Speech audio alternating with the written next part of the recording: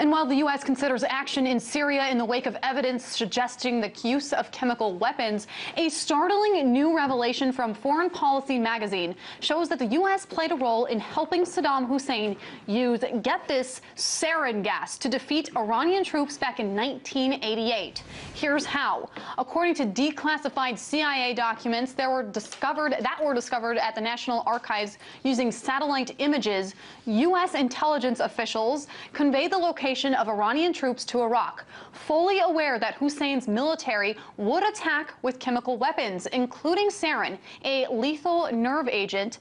And it gets worse. According to those same declassified CIA documents, senior U.S. officials were being regularly informed about the scale of the nerve gas attacks. They are tantamount to an official American admission of complicity in some of the most gruesome chemical weapons attacks ever launched. Here to talk about this bombshell revelation is Ray McGovern. He's a former CIA analyst. Ray, thank you so much for coming in. Put this into some historical context for us. What does this revelation mean? Well, the old saw about giving hypocrisy a bad name has been overused for very good reason recently. But what we have here is a situation where the United States government enabled Iraq almost to conquer Iran by providing Iraq with satellite photography and turning a blind eye to its use of chemical weapons, including sarin gas.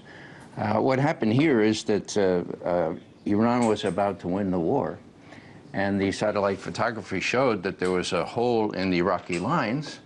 And so we told the Iraqis where the hole was, what the Iranians were preparing to do, enter sarin gas, and tens of thousands of Iranian troops were killed. Now, in the broader context, if I were an Iranian, and I just heard that the duly elected government in '53 had been deposed by the CIA in '53, and then I saw in '87 that we Iranians were just about to win the war when this happened, you know, I would feel really, really strongly that we have real grievances against the United States. And the reason I mention that now is because we have a new government in Iran, and it's going to be very hard for them to tamp down this hatred, you know, this resentment, when you have the Revolutionary Guards and all those other people saying, how can you trust the Americans?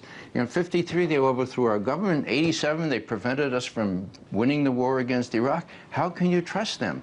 So it's going to really require some flexibility that we haven't not seen yet on the part of Washington to work out an agreement with Iran. No, it's hard to have this conversation without bringing up the Iraq War. A huge reason that the U.S. gave for going into the Iraq War was the fact that Saddam Hussein had used sarin gas on the Kurds. So how does this argument complicate this narrative, the fact that the U.S. might have in fact been supporting Saddam Hussein as he was using these chemical weapons, or at the very least turning a blind eye?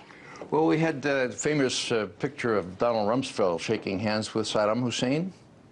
Yep. That happened the day after the first public announcement that the Iraqis had used mustard gas against the Iranians, okay? So, blind eye, well, yeah, in spades.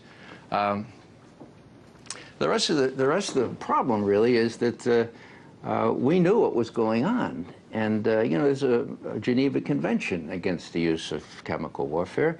Our top leaders knew it. You know, I go through all this, I know these people, you know, yeah. And you know, the question is, you know, had they no conscience? Had they no shame? Had they, whistleblowing comes into play here. Why did none of these people, I'm not talking about Casey, the head of the CIA, or Gates, who is deputy, who is supervising all this. I'm talking about people who knew on the ground, people who could have said, hey, you know, I'm against chemical warfare. You're not only not doing anything about it, but you're aiding and abetting it. I'm going to go to the New York Times, which in those days was wouldn't check with the government before they published something.